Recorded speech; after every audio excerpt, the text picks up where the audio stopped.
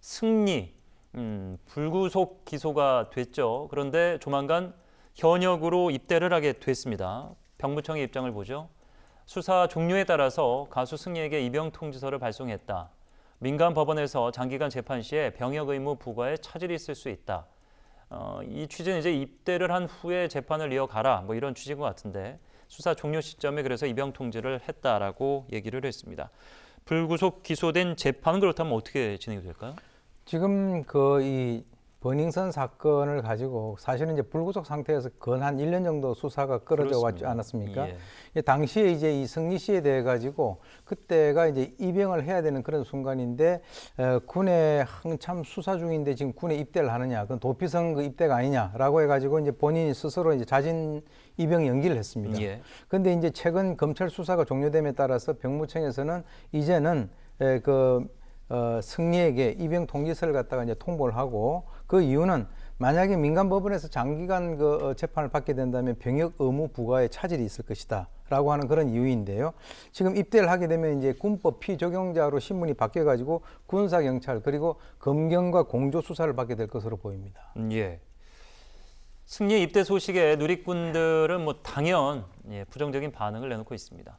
군사 재판을 받는다. 승리가 또 해냈네. 그러니까 이 사안 자체 불구속 기소가 되고 영장을 받고 군대를 가게 되고 군대에서 재판을 이어가는 이 상황 자체가 승리가 유리하게 결과적으로 된 것이다 이렇게 판단하는 누리꾼이 있고요. 군사 재판 솜방망이 되기만 해봐라. 지켜보겠다 이런 입장도 있습니다. 사회 정의는 이미 땅바닥에 패대기 쳐졌다. 입대를 미루고 재판 통해서 공명정대하게 모든 건 공개하라. 1년 전에 이제 승리 씨가 했던 얘기가 저도 기억이 나는데 여러 가지 이제 의혹을 받고 있으니까 수사를 충실히 받고 나서 입대는 나중에 하겠다 이렇게 얘기를 했었습니다.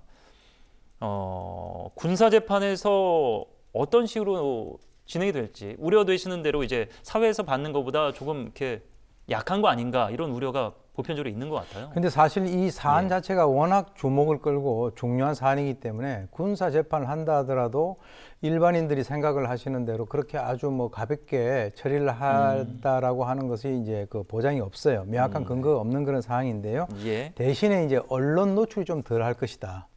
그리고 이제 군 행정법에 따라서 이제 징역시 국군교도소에서 아무래도 있게 될 텐데 그러면 군 생활이 이제 도피처가 되는 것이 아니냐 이런 얘기가 나오고 있습니다. 그런데 이제 어떻게 보면은 제가 볼 때는 이것이 지금 기소가 됐으니까 1심, 2심, 대법원까지 가야 되지 않겠습니까? 그러면 그 군대에 지금 18개월로 줄어들었다고요. 입영 기간에 그게 포함이 될지 안 될지도 많은 분들이 관심일 것 같아요. 그거는 이제 지금 이제 군법 피적용자 신분으로서 거기 가가지고 1심, 2심을 받으면은 그건 입영 기간에 당연히 포함이 되죠. 그러니까 어떻게 보면은 군 조직에 가가지고 재판만 받다가 나오는 그런 경우가 될 수도 있다. 저는 그렇게 보고요.